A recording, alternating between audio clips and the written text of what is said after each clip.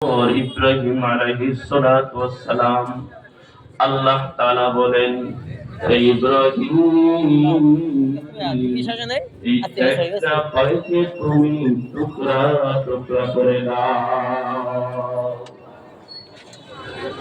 আল্লাহর ঘর ইব্রাহিম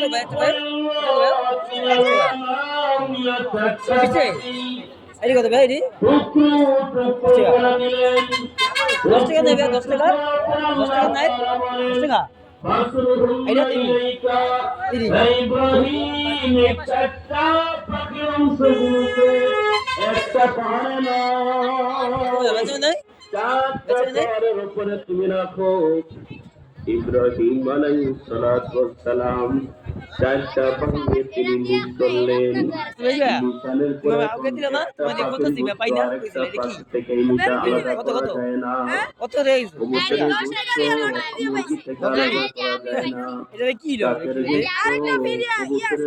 থেকে আলাদা করা যায় না। এখন আমার আল্লাহ এই গোশত কি তুমি আলাদা করতে পারবে না। আমাদের ছিল কোনটা মুরগি গোশত আমি জানি না, কোনটা মুরগির গোশত আমি জানি না। আমার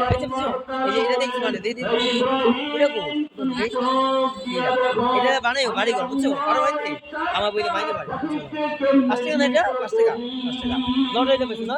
আমার আল্লাহ ইব্রাহিম কে বলেন ইব্রাহিম তুমি ময়ূর করে ডাকবা।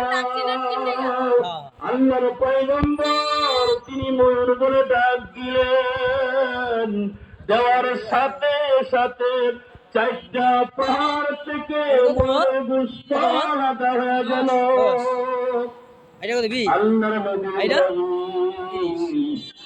এই ছোট সাইজে মাথা দিয়ে না এটি কি চপ কত এটি তো ঠান্ডা হয়েছে গরম দাও না গরম একসাথে হইয়া ইয়াতিনাকা সায়া থাকে না আমি আইতেছি আমি নিব আপনাকে গরম দিবে বাচ্চা গরম বাচ্চা দিতে পারবে না আচ্ছা দিয়ে আবার যখন তিনি কাককে ডাক দিলেন ওই কাক জীবিত হইয়া আবার ওনার সামনে আসলো।